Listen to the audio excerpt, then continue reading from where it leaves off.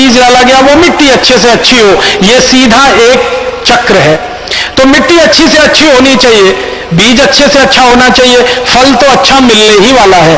तो मिट्टी को अच्छा बनाना है तो एक ही रास्ता है, उसको जहर मुक्त करो। उसमें जो आपने पिछले 40 साल से यूरिया डीएपी के नाम पर, एंडोसल्फान के नाम पर जो डाला है, ये मिट्टी से बाहर निकालो। अब आप बोलोगे जी मिट्टी से जहर बाहर निकाले, इसके लिए कौन सी रासायनिक क्रिया, इसके लिए क्या करना पड़ेगा? इसके लिए भगवान ने, ईश्वर ने, प्रकृति ने हमको इतनी सुंदर वस्तु दी है। मिट्टी का जहर 3 साल में पूरा खत्म हो जाता है अगर लगातार उस मिट्टी में पशुओं का गोबर और मूत्र मिलाकर डाला जाए। जैसे गाय है, जैसे भैंस है, जैसे बैल है, तो गाय बैल भैंस का गोबर, गाय बैल भैंस का मूत्र, पशुओं का गोबर, पशुओं का मूत्र, ये दोनों मिलाकर मिट्टी में लगातार डाला जाए अगर, तो मिट्टी 3 साल में पूरी तरह से जहर मुक्त हो जाती है। आप बोलेंगे वो कैसे? ये जो पशुओं का गोबर है, इसमें जहर को खींचने की सबसे ज्यादा ताकत है। जैसे आपके शरीर में जहर चला जाए ना, तो उस जहर की सफाई करने की ताकत आपकी किडनी में है, वैसे ही पशुओं के गोबर और मूत्र में जहर को साफ करने की सबसे ज्यादा प्रकृति के द्वारा, भगवान के द्वारा दी गई ताकत है। तो पशुओं का गोबर और पशुओं का मूत्र अगर भरपूर मात्रा में मिट्टी में डाला जाए तो 1 साल लगातार डालो, 2 साल लगातार डालो, तीसरे साल डालते डालते मिट्टी पूरी तरह से शुद्ध और पूरी तरह से सात्विक हो जाती है। उस मिट्टी में विष पूरी तरह से खत्म हो जाता है और 100% मिट्टी निरापद हो जाती है, विष मुक्त हो जाती है। अब आप बताओ इससे सस्ता और इससे अच्छा इलाज कहां हो सकता है? अब इसका 2 फायदे, एक तो मिट्टी हमारी जहर मुक्त हो गई, विष मुक्त हो गई। दूसरा, पशुओं का गोबर और मूत्र अगर हमने खेत में डाला और उस गोबर और मूत्र से ये काम हुआ तो पशुओं की इज्जत हमारे जीवन में बढ़ गई, उनका सम्मान हमारे जीवन में बढ़ गया, क्योंकि वो हमारे लिए दूध के अलावा भी लाभकारी सिद्ध हुए। और पशु अगर ज्यादा लाभकारी सिद्ध होने लगे किसानों को, तो फिर कोई किसान पशु को बेचेगा ही नहीं और कसाई के हाथ में वो लगेगा ही नहीं, तो काटने को उन्हें मिलेगा क्या?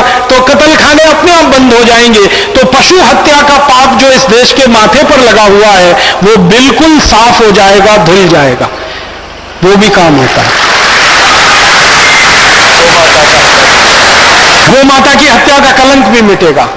और जिन आईसीआर के वैज्ञानिकों ने कुछ काम किया है पिछले 10-12 वर्षों में, वो मुझे बताते हैं कि अगर खेत में लगातार गोबर गोमूत्र डाला जाए, उसमें से घास चारा पैदा किया जाए और वो घास चारा 3 साल किसी भी गाय भैंस को लगातार खिला दिया जाए, तो उस गाय भैंस का बांझपन भी खत्म हो जाता है और चौथे साल वो संतान देने की स्थिति में आ जाती है।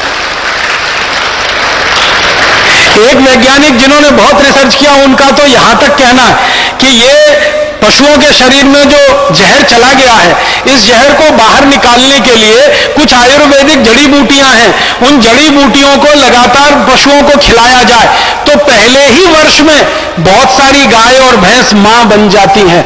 और उस वैज्ञानिक ने 1000 गाय और भैंसों पर यह परीक्षण किया है और उनका नाम है डॉक्टर विनोद। उनसे मेरी बहुत लंबी वार्ताएं हुई हैं। उनका यह कहना है कि जड़ी बूटियां हैं आयुर्वेद की, जिनको हम 3-4 खुराक खिलाते हैं किसी भी गाय और भैंस को, सारे शरीर का जहर उनका निकल जाता है।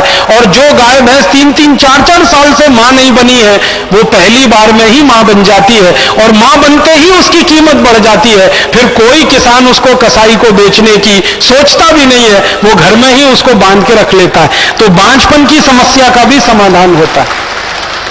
तो खेत में हम डालें गोबर और मूत्र और मिट्टी को बनाएं शुद्ध और पवित्र, और उसमें से जो उत्पादन है वो हम भी खाएं, हमारे पशुओं को खिलाएं, हम भी स्वस्थ बने, हमारे पशु भी स्वस्थ बने। आप सोचें आपको निरापद भोजन मिलने लगे, सजीव भोजन मिलने लगे, स्वस्थ भोजन मिलने लगे, जहर मुक्त भोजन मिलने लगे, तो आपके शरीर का कैंसर, डायबिटीज, हाइपरटेंशन खत्म होता है। देश की खतरनाक बीमारियां कम होती हैं। उन बीमारियों के लिए खर्च होने वाला 7 लाख करोड़ रुपए बचता है, और वो 7 लाख करोड़ रुपए अगर देश के उत्पादन के और विकास के काम में लगा दिया जाए तो देश की गरीबी, भुखमरी, बेकारी 3-4 साल में ही मिटती है। तो रास्ता अब एक ही है, कि हम हमारे खेतों में जहर और विष डालना बंद करें, गोबर गोमूत्र डालें। अब आप एक सवाल अक्सर मन में आता है और किसान मुझे कहते रहते हैं, वो ये कि क्या गोबर और मूत्र से उत्पादन उतना ही होता है जितना यूरिया डीएपी से होता है? मैं आपको इस बात को विनम्रता पूर्वक कह रहा हूं कि गोबर और मूत्र से उत्पादन ज्यादा होता है यूरिया डीएपी की तुलना में, और दुनिया भर में ये परीक्षण हो गए। मैं आपको भारत के ही बारे में जानकारी देता हूं। भारत में हैदराबाद में एक संस्था है, सस्टेनेबल एग्रीकल्चर के लिए काम करती है, सतत कृषि उसको हिंदी में कहते हैं। इस संस्था के द्वारा 20 लाख एकड़ जमीन में पिछले कई वर्षों से गोबर और मूत्र की खेती की जा रही है, और उनका कहना है कि उत्पादन लगातार बढ़ रहा है। 10, 12, 15, 20% से लेकर 200% तक उत्पादन बढ़ा है किसानों का। गोबर और मूत्र की खेती में इतनी ताकत है। मैं आपको किसान भाई बहन है, अगर आप, तो एक छोटी सी बात समझाना चाहता हूं, वो ये कि पौधे को बड़ा होने के लिए और पौधे पर अच्छा फल लगने के लिए सबसे ज्यादा काम में अगर कोई चीज आती है ना, तो वो सूर्य का प्रकाश है। सूर्य का प्रकाश भरपूर मात्रा में जिस पौधे को मिलेगा, उस पौधे की बढ़त माने ग्रोथ सबसे अच्छी होगी, उसका फल भी सबसे अच्छा होगा। जमीन से मिलने वाले जो सूक्ष्म पोषक तत्व हैं, जिनको हम माइक्रो न्यूट्रिएंट्स कहते हैं अंग्रेजी में, जैसे कुछ मैक्रो न्यूट्रिएंट्स होते हैं, कुछ माइक्रो न्यूट्रिएंट्स होते हैं। मैक्रो न्यूट्रिएंट्स माने जाते हैं NPK, नाइट्रोजन, फास्फोरस, पोटाश, और मैक्रो न्यूट्रिएंट्स में आता है कैल्शियम, मैक्रो न्यूट्रिएंट्स में आता है सल्फर, मैक्रो न्यूट्रिएंट्स में आता है मैग्नीशियम। तो ये 6 तरह के रसायन हैं जो मैक्रो न्यूट्रिएंट्स हैं। बाकी जितने भी रसायन हैं, जिनकी संख्या 12 है, जो बहुत सूक्ष्म मात्रा में इस्तेमाल होते हैं, जैसे कॉपर है, जैसे कोबाल्ट है, जैसे मैग्नीज है, ये बहुत सूक्ष्म मात्रा में, जिनको माइक्रो न्यूट्रिएंट्स कहते हैं। ये कुल मिलाकर 18 हैं।